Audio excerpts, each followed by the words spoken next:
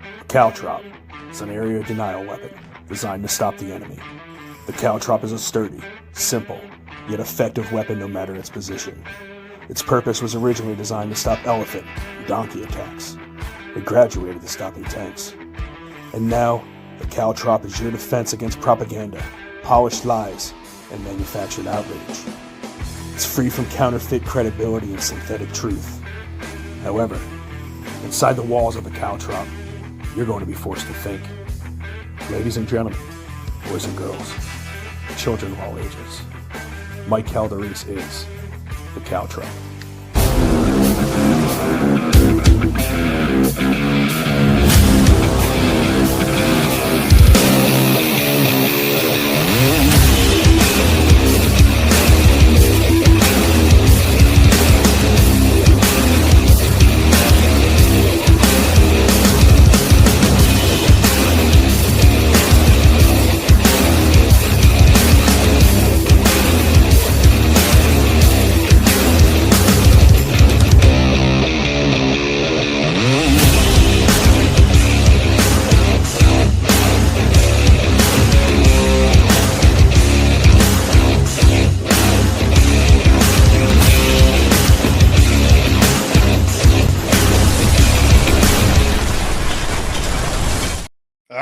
Good evening and welcome to the Caltrop.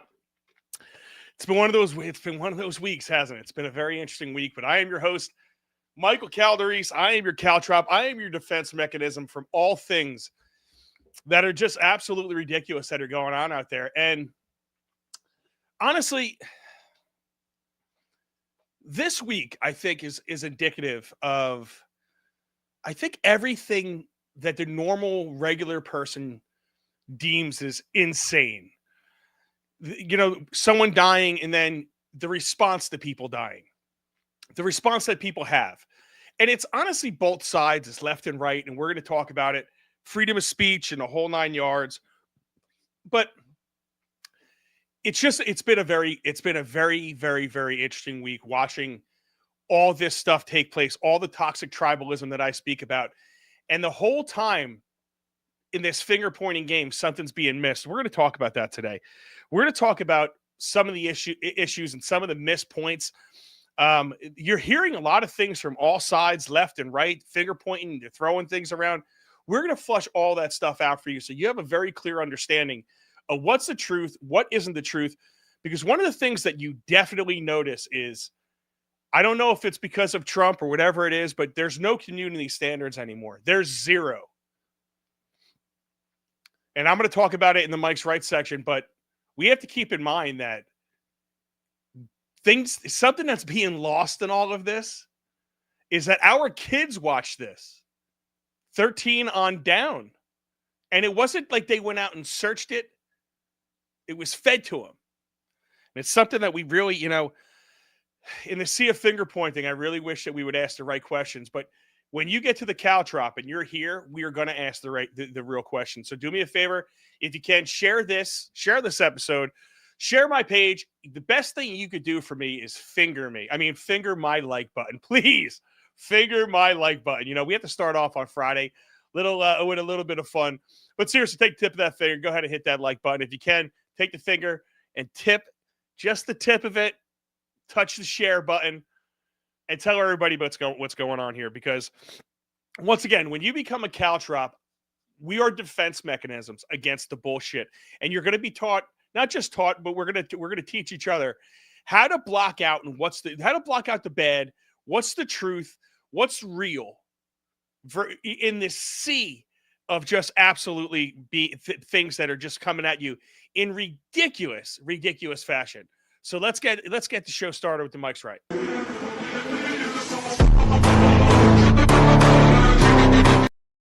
All right, so I have a question for everybody.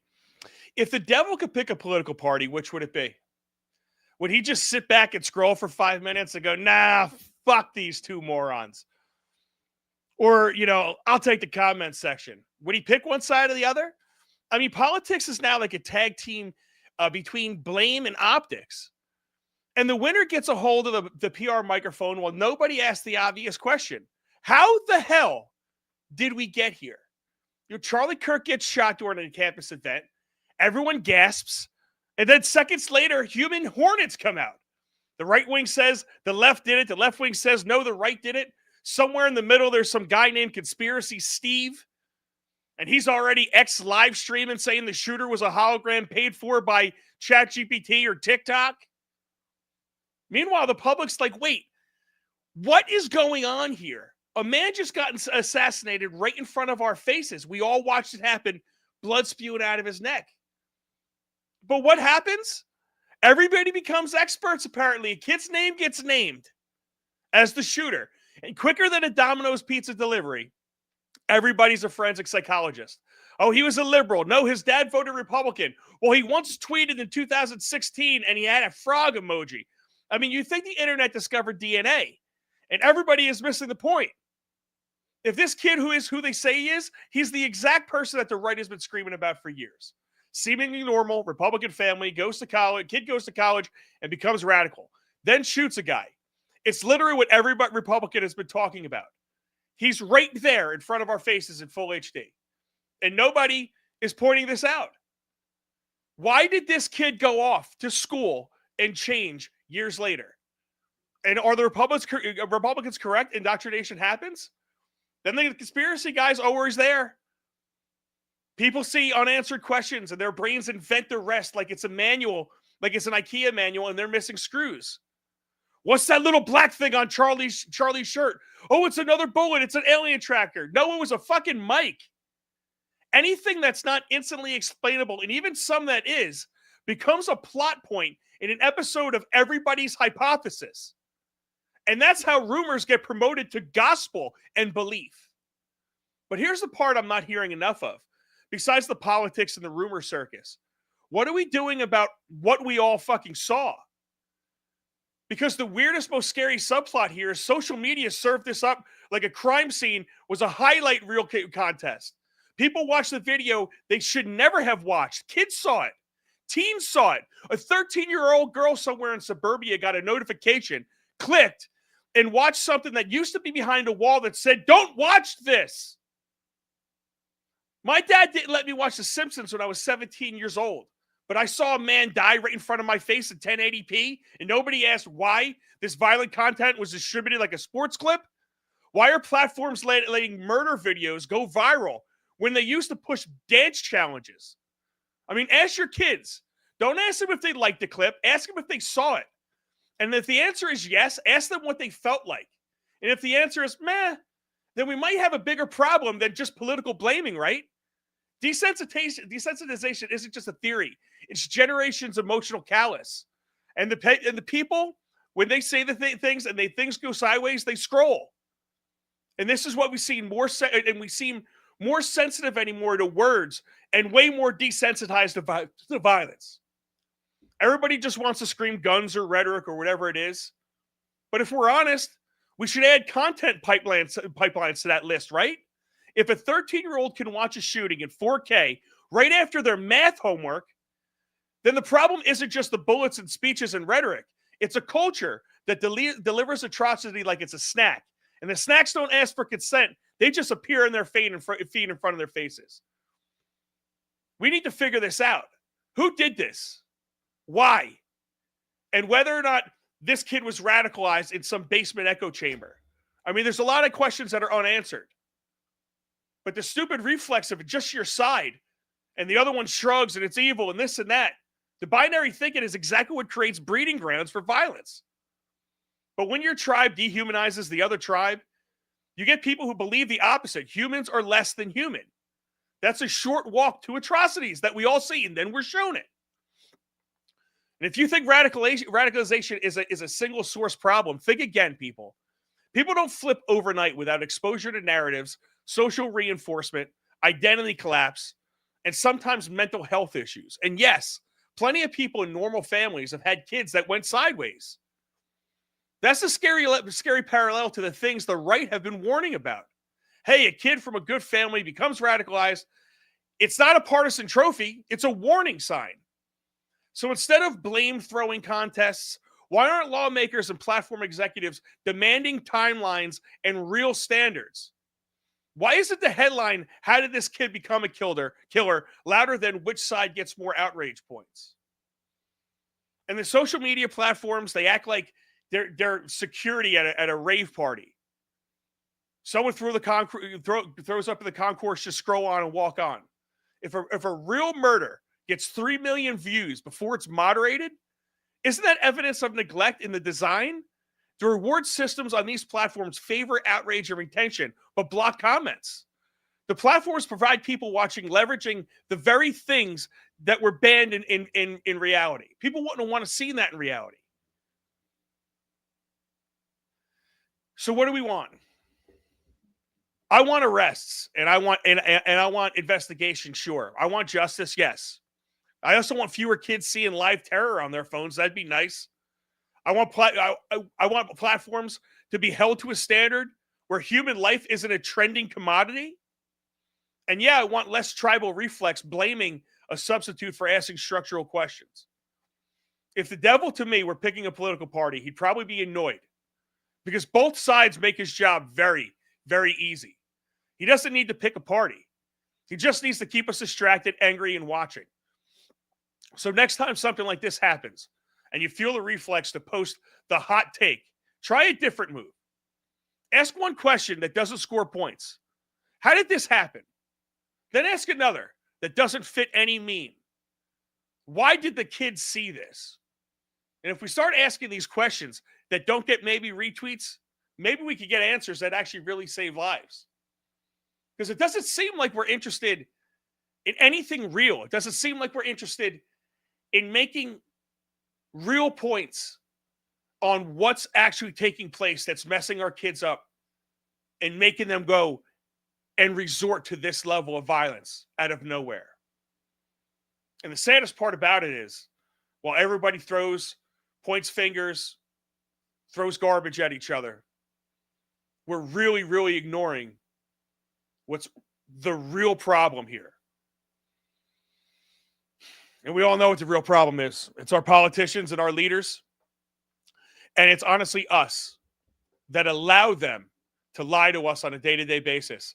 And we do not hold them accountable for it. That's the Mike's Right. Hope you listened.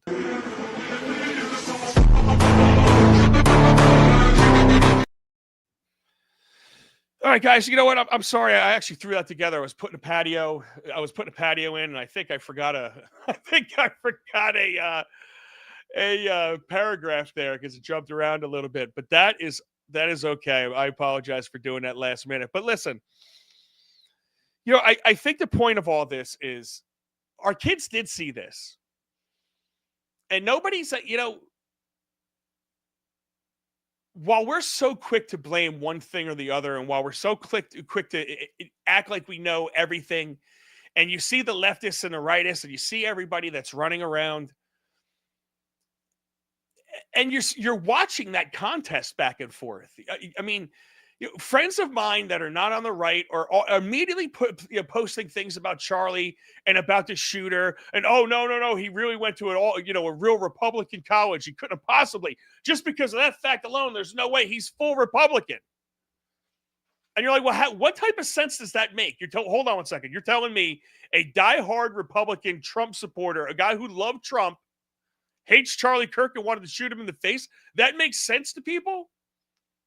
If that is your position, left, if that's your position, I think that's pretty fucking flimsy. Now listen, the way I process this entire thing, I got my Wendy's cup, and I'm gonna bring in my man Johnny G in here in a second. I want him to think about some of the things I'm saying right now, and I want you to post it obviously in your comments. We're gonna get the comments in a minute. The way I did this entire thing, just so you guys know my thought process on this, is I asked myself several questions. And one of those questions were, who stands to gain from this? Like, who gains the most out of this? In reality, if you just try to think it out, you try to think that out. Because if I'm just going to start passing off blame, now listen, this kid turned out to be what I thought he was, according to their official story, right? He turned out to be this liberal, was writing things on the bullets. We could get to all that. But what happened here? I actually forgot my train of thought. It has been a very, very long week. I got back to the questions I asked myself on how to figure this all out. Okay, who stands to gain here? The people that actually, if you really do think about it, that stand to gain the most out of this, there's a couple of different theories that are thrown out there. Let's start here. Israel. People say this is the conspiracy theory. Israel did this because Charlie Kirk turned on Israel and he started complaining and talking about their so-called genocide and the whole nine yards. Okay. So if we take that Israel did that, is it plausible? I think Israel's capable of that. I'm not going to say they're not, but is that the main thing where he all of a sudden started talking a little bit about them and they killed him when he said 100, 200, 300, 1,000, probably 10,000 positive things about Israel and their entire existence. He says one bad thing and Israel kills him and Israel's to blame on it. Now, listen, if you're going to take that side, okay, great. That hasn't swayed me yet. So who else benefits from this? Does the left benefit from this? I think the left benefits long term. Long term, if you think about it, they were calling Charlie Kirk the president to be. They thought that he was literally going to be the president. So if you're that afraid of him, whether you're the left or whatever it is, that's a plausible thought. Let's eliminate this guy now before he gets a following big enough to where he could be the president. Because when they did that South Park episode on Charlie Kirk, I was like, holy shit, this kid's getting pretty big. Like, I knew he was big, but when you start getting roasted by South Park, you're really big. You're really influential. And a lot of people credit him as the one or two reasons why Donald Trump won the election in the first place. So to me, who stands to gain of it? If you didn't want Donald Trump in, maybe you have the gain to take this guy out. If you really think about, who stands to gain on this, the Republicans stand to gain a lot, if you ask me. There's been a lot that's happened over the last 6 months. And now what happens? You have this type of situation, and then you literally have the guy that's gift wrapped to you, that he is the guy that the Republicans have been complaining about for the last 10 years, gift wrapped in a shooter of Charlie Kirk. This may actually motivate the people of New Jersey to help local elections win. This might actually help Jack Ciattarelli in New Jersey win.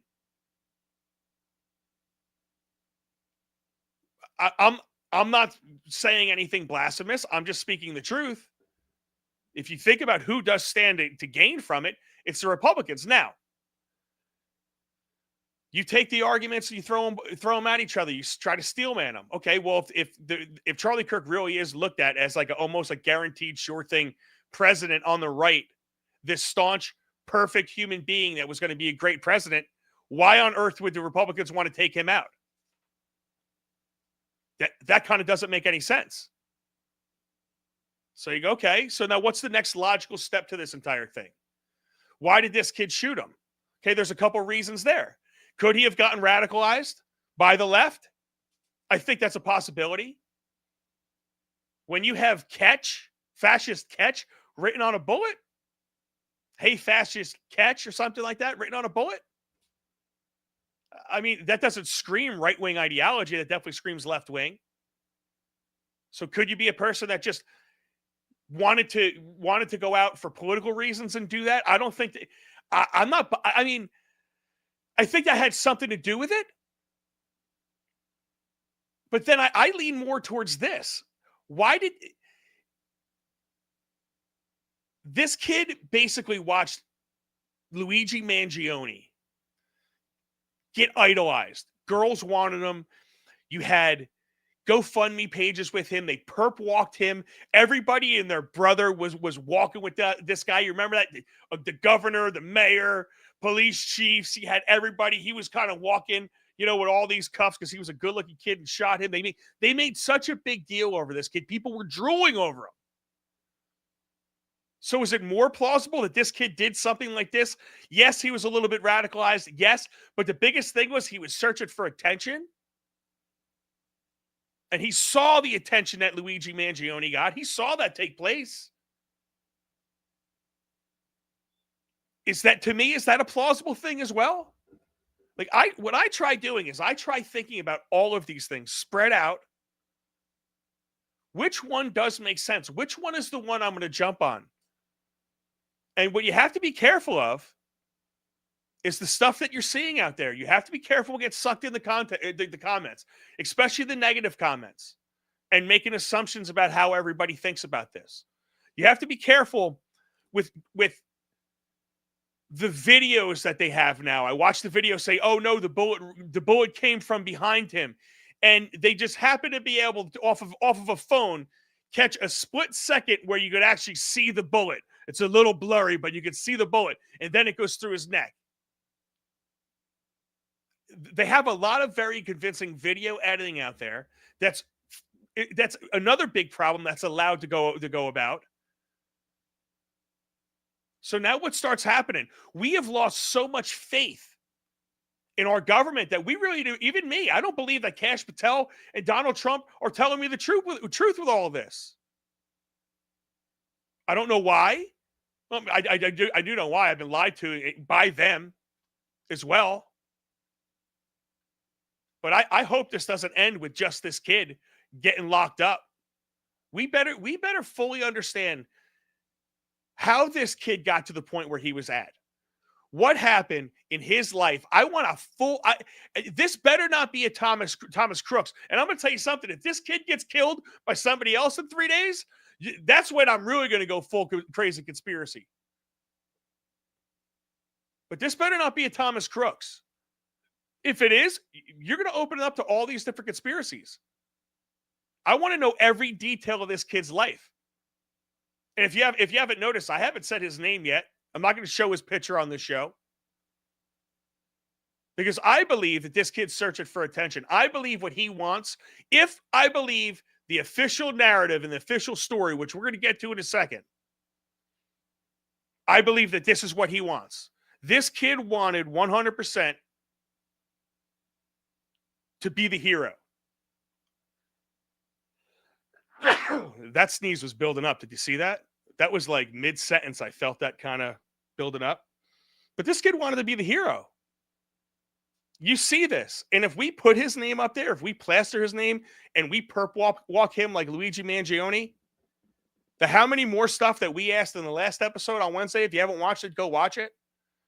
But how many more? Is this just the beginning? If we treat this and we fantasize this and we blow it up and we have this kid's picture all over the place and everyone knows this kid's name, to me, this is what you're going to get. You're going to get a hell of a lot more of it. In a society that seems like they're very desensitized to this type of stuff. Kids didn't seem fazed to see blood coming fucking out of people's necks. That means they've seen it before. That means they've seen more of this. And it's honestly in our TV shows and everywhere. What's that, Vampire Diaries? I walked into my wife and my daughter one day watching Vampire Diaries, and it says vampire just ripping everyone's heads off. It's just, I don't know, interesting world that we're living in. But that's I just try to give you an insight into how my mind operates with a lot of this stuff. What do I see that's being put in the internet? What do I see that's being given to me? And I doubt it. And I definitely ask a lot of questions with this. And there are a lot of questions here. I see Johnny G moving in the back. So when he settles down, we'll bring him in. But let's do this. Let's start right here. This is what they released last night when I was looking at it. I woke up to hear Donald Trump on Fox and Friends talk. Here we go. Let's do Trump first. This is Trump this morning. The father went to a U.S. Marshal, who was fantastic, by the way, and the person was involved with law enforcement, but was a person of faith, a minister, and brought him to a U.S. Marshal, who was fantastic, and the father convinced the son, this is it. And again, I'm always subject to be corrected, but I'm just giving you, based on what I'm hearing, they'll give you a much more active. I just heard about it 5 minutes before I walked in. As I'm walking in, they said, looking real good. They have the person that they wanted. So you have breaking news, don't you? Huh? Thank you. Always have. So breaking news. That's what he did, and I was watching that this morning when he came on. I usually put it on. I will put some Fox and Friends on because Ainsley's nice to look at in the morning. I have Ainsley. I have my beautiful wife. I have my baby. I like to start my my life and my mornings around beautiful. Then my day is just phenomenal from there. But so you had that, and then they showed this over and over and over and over and over again. Watch this. So this is the guy running off the roof. Now here's where my questions definitely come into play. They just happen to get this guy coming off. I see a jacket. I see a backpack. I don't see a gun. Where's the gun? Could somebody show me that? I mean, he jumped off of it. Did he stuff the gun back in his pants and land like that? You would have figured that would have somehow jarred or come out. I don't know, but I wish somebody could explain this to me, because they said what happened was he came out and then he changed his clothes and he's jumping off the roof here. There was some word that he had a screwdriver and he took it apart, but I was listening to the Utah mayor. The Utah mayor was talking like he didn't do that. He didn't have that gun, that screwdriver. He kind of brought it up there. There's still some questions for that, but I didn't see him with a gun. Let's bring Johnny G to the stage. Johnny G, what's good, kid? What's up? I can't even see it. So you watched that? I could see you fine, my man. Now I can't. Yeah, there we go. Are you good? I can't even see myself in the other screen, but all right, don't matter. Yeah, you're good. I could see it. Don't even worry about it. You couldn't see yourself on yesterday either. So Listen, you saw that. Did you see a gun jumping off of that? I didn't see a gun jumping off of that. I didn't see anything. It didn't really look like it. It looked like his hoodie or something, like an extra shirt. I'm assuming everybody watched the brief this morning, and I was watching Vince, and he was live watching that, and they were waiting for the briefing to come on. I watched literally firsthand of everything that they exposed. When they were talking about it, they said they found that gun supposedly in some trees. Now, I'm curious of the fact of, was there somebody there helping him, threw it off the building and some stuff, and they carried that out off the other end of the building? You know what I mean? Like, he threw it off one side of the building from where he was. Someone grabbed it and kind of walked it away while he went the other way. And that's the thing. So they're saying right now that they believe that he 100% acted alone. That's what everybody has brought out, that he has 100% acted alone.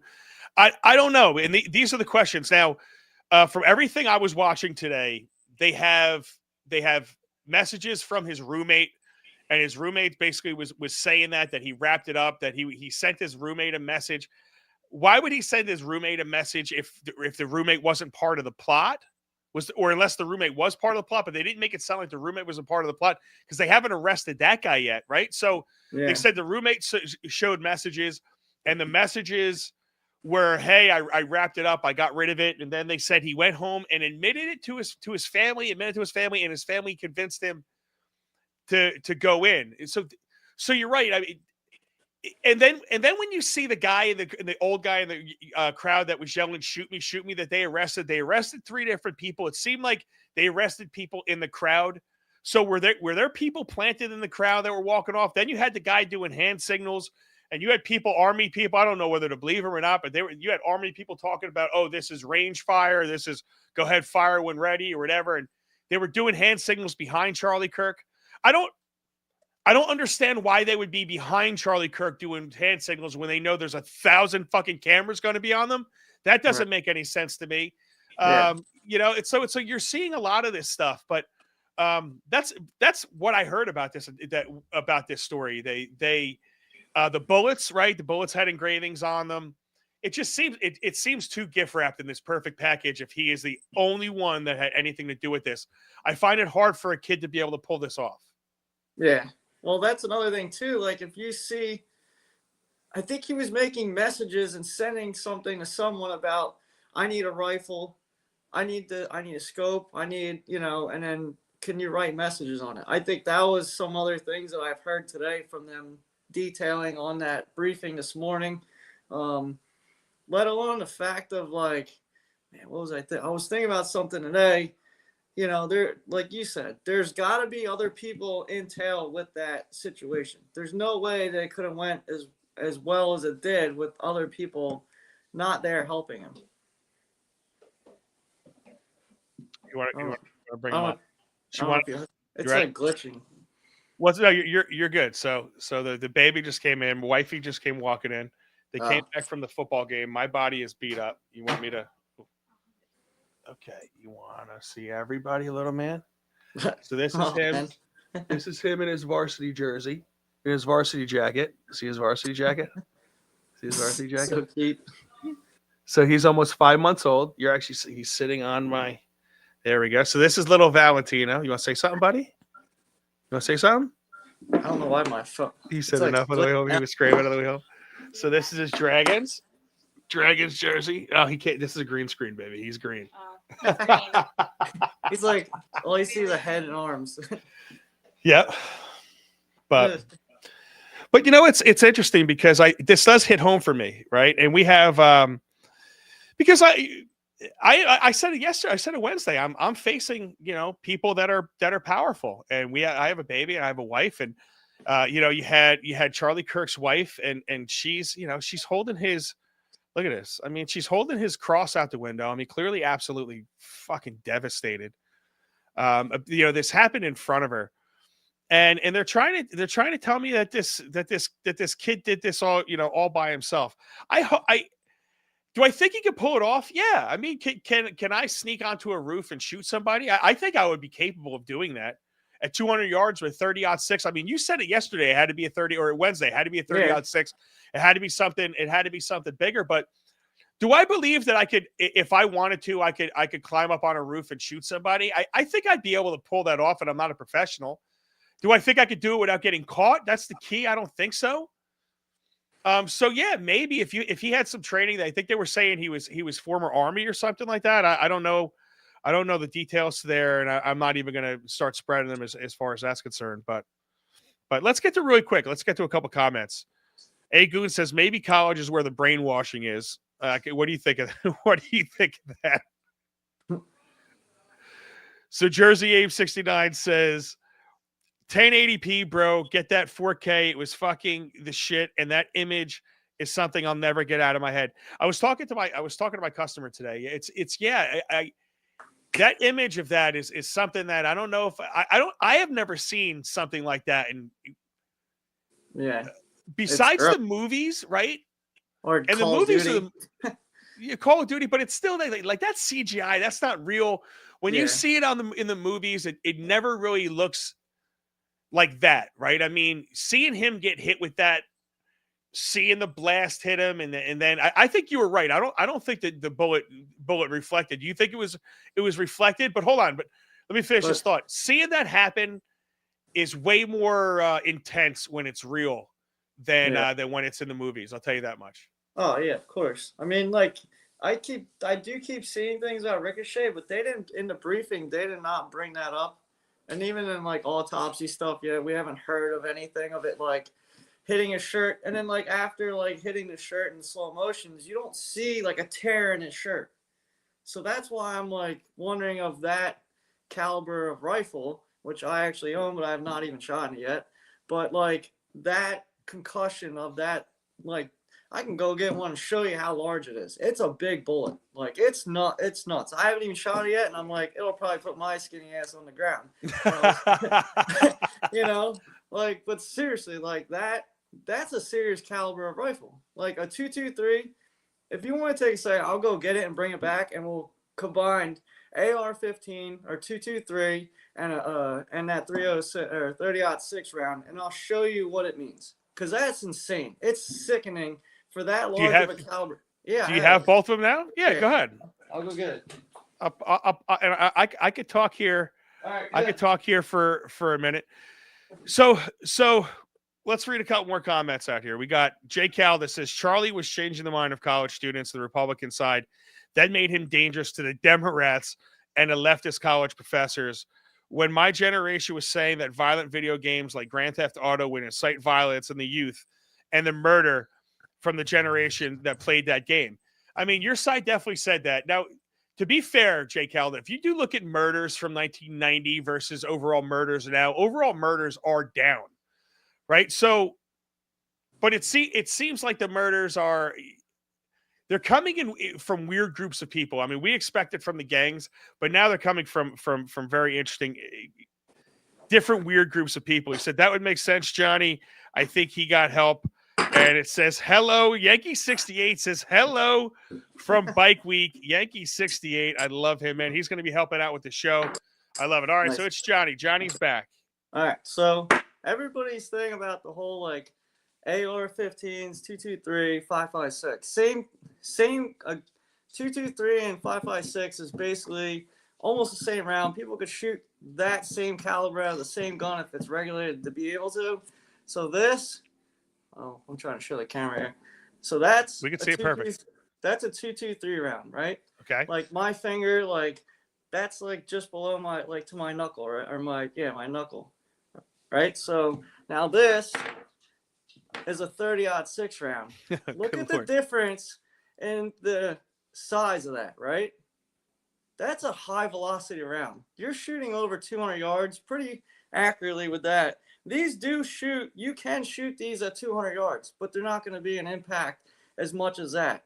This bullet hitting something, it'll just mushroom right out. That's why when people seen that shot and when he got hit, it's sickening to think that someone would shoot that giant thing at someone. Like it's just maybe a deer for eating and harvesting a deer to eat it. But shooting someone out of cold, hard blood like that is just, ugh. It's heart-wrenching, and it's disgusting to see someone do that. and that's the point, right? So when I watch this guy jump off with your gun, with your 30-06, jumping off a roof, I mean, don't you think you would see it hanging off your back? Would you be able to stuff that gun in your pants and jump off a roof with it? No, not at all. I mean, it's like that gun, I'm guessing, in length that I have, I'm assuming a lot of them are the same length. I'm guessing about 36 inches is the whole gun, which that's a lot. That's like most of your leg. And he couldn't stuff that in his pants. He'd never be able to run. Running across that roof, if you look at him, he's running clear as day. But then as soon as you jumped off the roof, if you replayed it, look at him carefully. He's limping the whole way. Then you see the next day picture of him limping down the street in that development. He hurt his ankle pretty bad coming off that roof. There's no joke. You know what's interesting about that, and this is another part that's bothering me. When that limping came out, they said recorded before the shooting. Oh, really? So they tried making it seem like he was limping with the gun stuffed in his leg like that. Oh, yeah. So they were trying to say that he had the gun stuffed in there somewhere, and he limped his way up the steps with it, like you said, stuffed in there. That's why it was interesting to see, like, he was limping up, and that's why I definitely want to figure out what time frame that if anyone knows in the chat and you could clarify this for me, because that was actually very confusing to me, because I watched it under the assumption that that was him before the shooting, not after the shooting. Yeah. Well, right? He could have maybe planted that gun going in there all limpy like that. So like, think about it. He could have stuffed that gun in his pants, got there the day before, whatever he did, planted it somewhere, had it in a towel on the roof somewhere hidden, went back the following day, then he may have took that gun, threw it off the roof at another angle. Someone could have grabbed it. He could have ran off the roof and hurt his ankle when he fell off the roof, and then that looks like the same thing in a way. So, like, diagnosing that. He definitely hurt himself, right? He definitely hurt himself jumping off that roof. 100%. You could see it. He didn't roll, so he came down pretty hard on his right ankle, it looks like. So, yeah, good. Fuck him. He should have broke his fucking leg on the ground. That's what it should have been. He definitely should have. I wish Jay Calvin said they showed the video of him prior to the shooting, and he was limping when he was running after with no limp. Yeah, because when he came running behind the one building that they were showing, they showed him running down the street. Now, it seemed to me like he still had a little limp, but he was able to run. So clearly, I mean, you're not going to feel an ankle twist. You're not going to feel a knee twist if you hit that and you have that adrenaline pumping. You just shot fucking Charlie Kirk. You're going to be able to get up and get the fuck out of here no matter what you did to yourself when you jumped off that building. let's talk about this because I have a couple of these people. This is Governor Pritzker, and he blames Trump for this. Check this out. Who are fomenting it in this country. I think the president's rhetoric often foments it. We've seen the January 6th rioters who clearly, have tripped a new era of political violence. So, I mean, it's unbelievable, hook, line, and sinker. It is Trump's fault for Charlie Kirk getting shot. It's Trump's rhetoric that made Charlie Kirk get shot. It's Trump's rhetoric that made a Trump supporter shoot the biggest Trump supporter in Charlie Kirk. That makes sense to you? No. This is Elizabeth Warren. Smarter than a fifth grader in this game right now. For real. Holy crap. This is Elizabeth Warren asking if her rhetoric needed to be toned down. What do you say to people who are saying Democrats need to lower the temperatures? Oh, please. Right. Why don't you start with the President of the United States? Right? And every ugly meme he has posted and every ugly word. Yo, is that the girl with Karen that stole the baseball? Yeah, that's the fake Indian. She's the one the one that was supposed to be an Indian. Yeah, you got to love it. Here is Ilhan Omar. There's something special about this one because I got to be honest. It's a talent coming from Somalia, having your family ran out of Somalia because your dad was part of the military and corrupt as fuck. So you get ran out of Somalia. You come here. You claim you're broke. You claim you're poor. You claim you're a refugee. Then you get here. You get elected to Congress. Next thing you know, you're $30 million and you hate this country. You hate everything that the people that love this country stand for. And you say shit like this after he was shot and killed. Charlie was someone who once said, guns save lives after a school shooting. Charlie was someone who was willing to debate and downplay the death of George Floyd, downplay slavery and what Black people have gone through in this country. There are a lot of people who are out there talking about him just wanting to have a civil debate. Complete rewriting of history. Cruel indeed. Nauseating. By the way, he's hot. But I'm talking about the last one, not Ilhan Omar. Definitely not. But think about what she just said. He talked about guns saving lives after school shootings. Well, you guys talk about guns killing people after school shootings. What's the difference between talking about guns killing people or guns saving lives after any type of shooting? Guns do save lives more than they take. Way more. It's like 30, 40, 50 times more. And that's something that never talks about. And how did she become Black too? We had this conversation on Wednesday, but now all of a sudden you have a Somalian out there that is all of a sudden Black that is talking about George Floyd and civil rights. And it's just so nauseating. It's so nauseating. You have civil rights, obviously. You came here, and if you are Black from Somalia that came here Muslim, and you've made it to your position and you're bitching about this country, and someone like Charlie Kirk, people like her make me lose my mind. What are your thoughts on it? Anything? Yeah, I'm talking to you. Oh, my bad. I just got lost out of it. You thought you were just watching the show on Rumble there for a second, buddy? Yeah. You're on the show right now, kid. Yeah, I know. I'm just messing with you. No, yeah, if you're gonna come here and complain, that's like going to someone offers you a great job somewhere, and then you're gonna sit there and bitch and cry about it, and then you're gonna be like, well, then freaking leave, basically. Yeah, just get out, go, see ya.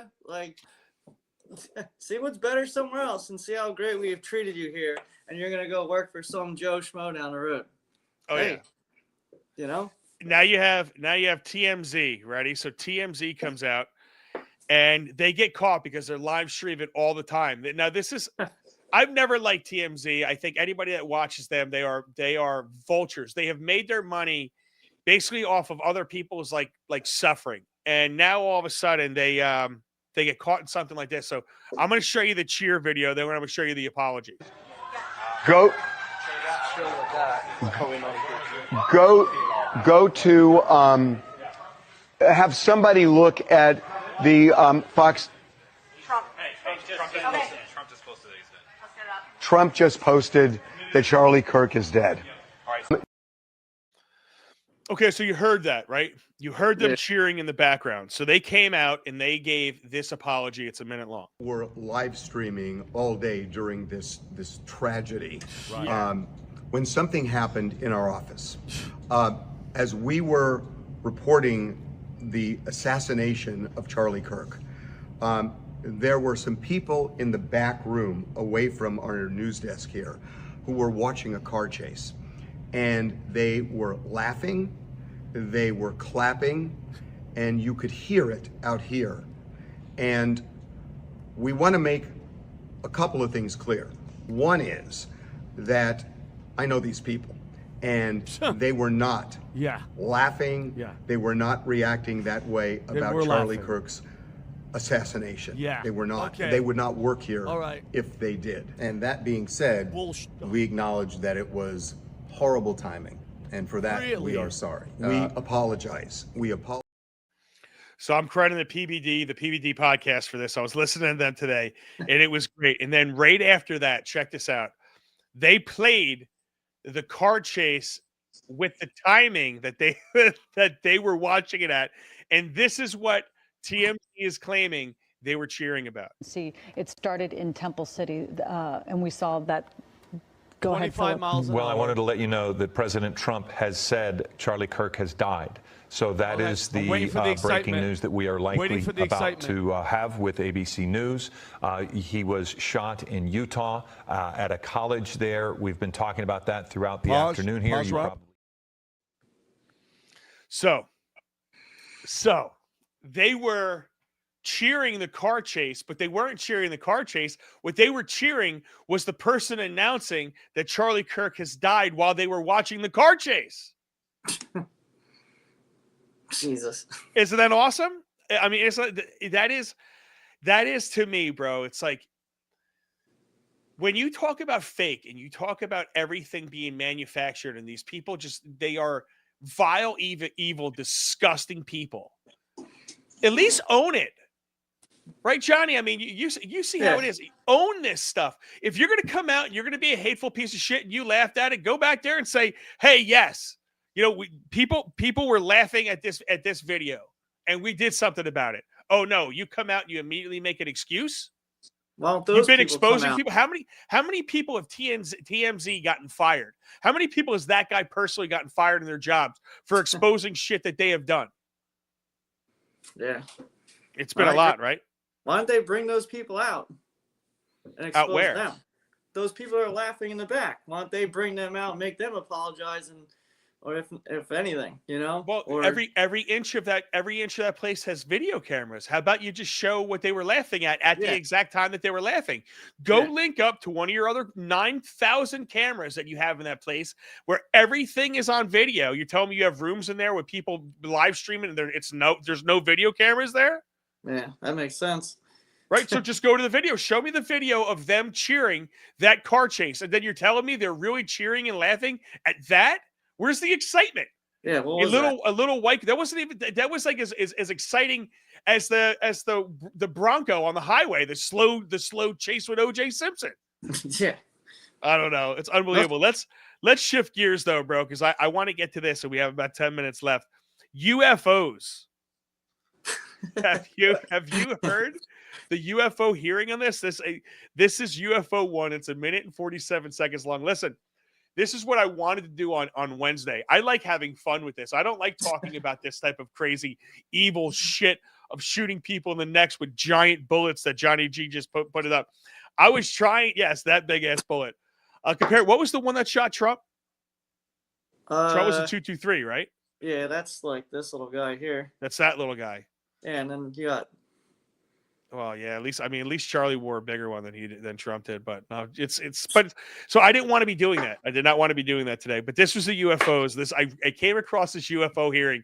Here's 1 minute 47 seconds on this guy, and I have way more of this. But let's talk about this because it was insane. 6 other service members have provided me with the information that I will share with you today. The incursions began on October 14th, 2003. when Boeing contractors reported a massive glowing red square silently hovering over 2 missile defense sites. After several minutes, it drifted further east onto the base and vanished over the hills. This event, now known as the Vandenberg Red Square, was referenced by Representative Luna at the first hearing on this topic. Official Air Force records of this event are in possession by Aero and the FBI. Later that night, while I was on duty, security guards at a critical launch site reported a bright, fast-moving object over the ocean. I responded to the incident. Chaos ensued over the radio as the object approached rapidly. I heard my friends screaming, "It's coming right at us, it's coming right for us, and now it's right here." Moments later, I heard them say that it had shot off and was gone. When I arrived on scene, I talked to 5 shaken witnesses who described a massive triangular craft larger than a football field that hovered silently for about 45 seconds over their entry control point before shooting away at impossible speed. About a week later, another patrol reported a light over the ocean, behaving erratically. Believing it might be an unannounced aircraft, they declared an emergency, and an armed response force responded. Before the forces could arrive, the object descended and either landed or hovered on our flight line, and then took off again at impossible speed. I mean, did you hear that? Yeah. A triangle the size of a football field took off at speeds with no signature. I mean, is this, do you think, what, I mean, are you an alien believer, Johnny? Do you believe it's aliens, or do you believe it's our own technology? I don't know. Maybe it's Elon Musk making another some kind of electric vehicle that hovers like a big slice of pizza or something. I don't know. He makes a dumpster as a truck, so who the hell knows? You know. Well, you know what's interesting about it? Like, there was just some crazy shit in this hearing. So at one point, one of the guys said that one of the directors that came in was there strictly to sabotage. And anytime credible evidence came forward for this, what he said was the only way you would be able to prove this, to have any type of credible evidence, would be that you would have to go to that alien's planet, take some of their technology, and then compare it to our technology to make sure that they were far more superior. That's the only way that you could have real, truthful, honest fucking intelligence on it. So it's what did he say? Verified reports or whatever horse shit that they wanted to talk about. But it begs the question, like, you know, do we have extraterrestrial life that's here watching over us that we don't know about, that maybe or maybe doesn't communicate with our, you know, with our government? You ever think about that? Yeah, I see things. I have watched videos. My girl watched these crazy like videos that these guys go out and like, what's that, like out in the desert or something. They'll send rockets up in the air and they'll have like sensors on them and they'll try to get like all kinds of imagery of things. And I don't know. It's like, you don't know what to believe. There's so much crap back and forth with them. I don't even know. Well, I know this. If you're going to send something in the air to try to catch these alien spacecraft, and they somehow have created flight systems that could move without jet propulsion or whatever it is, and they could get here. You know, what do they say? The closest planet's like 35 years away if we just flew straight, you know, at 19,000 miles an hour or whatever horse shit they were talking about. In the what was that movie? I can't think about it. Shit, with Bruce Willis. Why can't I think of Armageddon? There you go. Oh, there you go. You know, 19,000 miles per hour, like they were in Armageddon. But dude, the alien stuff, I think if they could get here, I don't think we're going to be able to see them. That's why all the alien videos where they're running around naked and they're like 7 feet tall and like someone catches them in the backyard and they catch them on camera and the alien's like, "Oh no, you caught me!" You know, it's like, come on. It's like, oh, a big alien caught in Mexico. If they were able to get here, do you think they're going to be naked walking around like looking for food? I don't know, man. I don't know. I mean, it's so like, it's just a crazy thing to even think. Like, you would think by now someone actually captured one, shot one, all the technology we have, there has to be something that they're either not telling us that they know from like NASA or whatever, like deep in Secret Service or whatever's going on that we don't know about. But when you think they would introduce it to us many years ago in some sort of way? I think they have been. I honestly think that our government drip feeds us their technology and what they have in the form of certain movies. Yeah. I'm almost a believer that if we see it in a movie, I think we almost have it already, or it's something that they're thinking about trying to do and possibly able to do. I really do think some of that stuff that I think our technology that certain people possess is insane. I mean, you're talking about technology where they figured out how to like mentally travel to different areas, like live. Right? No, I'm being serious. That was like, these are studies back in the 50s and 60s, right? And what you're hearing, the crazy part that I hear about that frightens me is you hear about all of these crazy studies, these crazy experiments, these crazy things people are doing, and they were all 50s, 60s, 70s, and 80s. And now it's 50 years later. It's like, what do we have now that you're not hearing about? Because all you're catching up. We're 100 years behind of some of the bullshit experiments. Let's not pretend that they haven't been doing bullshit experiments forever. But I don't know, man. I think we're pretty ignorant if we think we're the only intelligent life form out there. Now, question is, if there is something out there with that's a triangle size of a football field that's taken off and it's moving that fast. I don't. Why would they want to talk to us? Do you think they would even engage? Do you think they would even show themselves? I don't know. If they have no signature, I don't know. It's very interesting to think about, though. I'll tell you that. Maybe another thing too is like, how we go to space and we can't breathe, right? Like they come, or we go up there into space and we can't breathe. There's no oxygen. They come into our like, I guess you call it atmosphere, and we have, carbon dioxide, oxygen, all that stuff. Maybe they can't breathe. Maybe that's why they don't come out of their ship, if that's the case. And they come here, and maybe they're doing test things where they can come here and be like, can we breathe in this or not? You know what I mean? Like as if we're going up there and testing our stuff where we can breathe in something on our own, If you think about it. Jay Calda says, Johnny, show him a 308. You have a 308 round? Do I? No, let me go look. I might actually. Yankee 68 says, Epstein, some of the old shit like pyramids, Easter Island, just to mention a couple. He says, our government has too many secrets. Okay, that's what he said. He says, open up Area 51, and I want to see Fort Knox. I definitely want to see Fort Knox. It's funny how all the shit everybody talked when they first came in, and now all of a sudden they're not talking any shit anymore. Kash Patel comes walking out, and his first thing that he says, and I'll take Johnny out for a second. I'll send myself the full screen. The first thing that Kash Patel says, and this is what kind of does bother me about this. He gets in, and he goes, "This is what happens when you let good cops, do their jobs."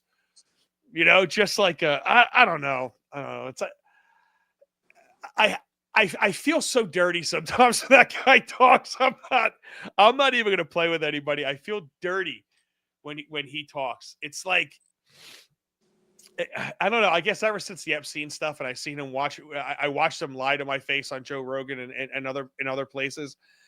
Maybe it's that, because I don't know if I trust him anymore. I hope that this guy's the shooter and they're going to give us all the information. But you tell me in the chat. I don't know if you finger my like button. Do you think we're going to find out everything about this guy?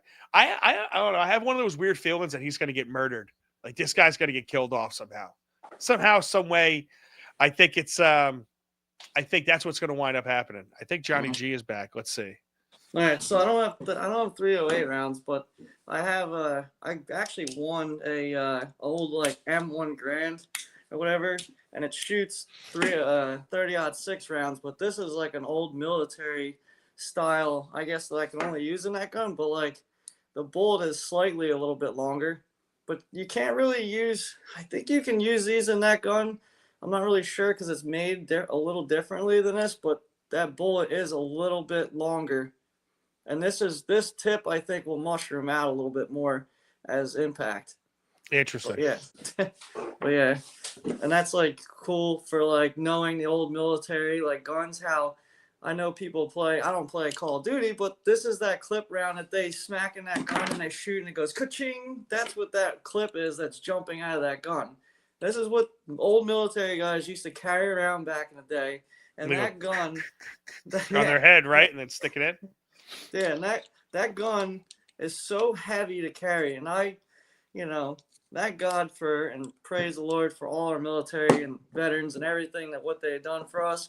But I give them a lot of props for carrying a ton of these around, and that gun is just unbelievably heavy. Like compared to what they carry now, I mean they're carrying 5.56 and 2.23 rounds is what I think they really shoot mainly, is what they're doing in their military guns. So that's a big difference in what you're carrying around, I guess. So the one in your left hand, actually to the right of everybody's screen. No, not that one, the other one. So your left hand. Okay, yeah. So that was what Trump got shot with. Yeah. And the other one is what Charlie Kirk got shot with. That's a big. I mean, look at it when you're holding it like that. That's a big difference. Well, remember when I was saying like the concussion when you seen his chest ripple, like his shirt moved. That is what makes that round or that thing do a concussion off of anything. It's wild. I wish I had a video. I tried finding something to send Mike so he could post it up to show like a target rippling with the 306 getting hit or a target getting hit with this, compared to this, because this is small. But it will mushroom out. It will do a lot of damage. And this is what that kid was shooting, those innocent freaking kids in that Christian school. This is what he was shooting those people with. And you can run a lot of rounds through this, like especially those guns or that type of gun with this round. Yeah. So you ain't running this through rounds and clips. No, I've shot in a 30-06, and that puts some ass into your shoulder. Yeah. So all right, guys, I like to finish up on a good note. And if you're a guy watching, even if you're a girl watching, I'm going to do some male gratuity right here. Just women topless. They claim the right to work topless. I've posted that a couple of different times. And I think what else? I had one more. Sydney Sweeney, of course. Sydney Sweeney has great tits, and this is what she posted. Sorry, her sweatshirt is sorry for having great tits. I love this chick. I don't know who she is, but she seems fucking phenomenal. I want to make one more quick point. Clay Higgins said this: I'm going to use aggressional authority and every influence with big tech platforms to mandate, immediately ban for life every post or commenter that belittled the assassination of Charlie Kirk. Okay, I want to just. You can't have freedom of speech sometimes. And you know what? As much as I think people like teachers, I think there should be consequences for some of your speech, just like there was consequences for everybody else. But we cannot have freedom of speech sometimes. If somebody posts something on a free speech platform and it did not go past their community guidelines, no, they should not. We do have free speech, and it's going to be you can't have it when it's comfortable. The only time real free speech, the First Amendment, matters is when it's uncomfortable. Otherwise, it wouldn't be the First Amendment. It has to be uncomfortable. You cannot dictate that everybody obey by some type of speech law. If you want to get out there and you want to say whatever you want to say about Charlie Kirk, I think you are a warped, disgusting, horrific human being. But you have your right to do so. And I do want to understand the concept of, I'm not asking everybody to fall in love with him after his death. That's not what I'm asking everybody to do. But I don't know. I don't know where I'm going. All I know is freedom of speech is freedom of speech, period. End of story, end of discussion. And I hate what a lot of people are saying. I think it's absolutely disgusting, but they have a right to say it. And the truth is, I want people to say things. I want to see you say it. That way I could judge for myself and I could say, okay, you are a real piece of shit. So everybody out there, keep talking, keep exposing yourself, keep showing exactly who you are. Johnny G, I really appreciate your time with me, man. Everybody in the chat, everybody in the Facebook chat. It looks like we have a comment. Do we have a comment? It says Spark369 says hello. Yo, Spark369. I don't know where you came from. It could be YouTube. It could be I am not the best when it comes to this technical stuff. I am a mason. I could build you a stone desk before I could figure out any of this stuff. But it's Johnny 69. I really appreciate you, man. Thank you for coming on the show. Last minute, I called Johnny up. I said, Johnny, you got to come on with me, man. I know Fresh Mike is traveling. He's gonna be live this weekend, so he's doing his thing. So Johnny stepped up, and you stepped up awesome for him. Really appreciate you, man. Just one more time. There you go. You're welcome. Everybody's welcome for that. Hey, it's a Friday, right? It's a Friday. So thank you guys very much for joining us tonight. I want you to enjoy your weekend. I want you to hug your family, and I want you to really think about what your kids are watching. Think about what they're seeing. Okay, and don't just assume that everything that's coming across their YouTube feed is what you want them to see. The best part about the family TV is that kids weren't able to watch certain things, and I don't think they should have been exposed to. So if you don't see this taken up by your government, please demand that they take a look at why 13-year-olds were getting shown this. Yeah, and honestly, everything else, every debate, the rhetoric, and what this guy says and what that guy says, and all of that shit means nothing. When the fact is, we're desensitizing our 13-year-olds to violence like that. None of it means anything if we're creating people that don't give a fuck about human life. And that seems to be what we're doing. Listen, we have to be caltrops to this. I want you guys to be caltrops in your own mind, defend your own mind. And that's the first step to defending yourself and defending this country is do not fall for a lot of the bullshit. And I'm telling you, we have bullshit coming at us in the form of AI in every which way. So I appreciate everybody out there. Again, share this, figure my like button. Have yourself a great weekend. Johnny G and the Caltrop are out. Later.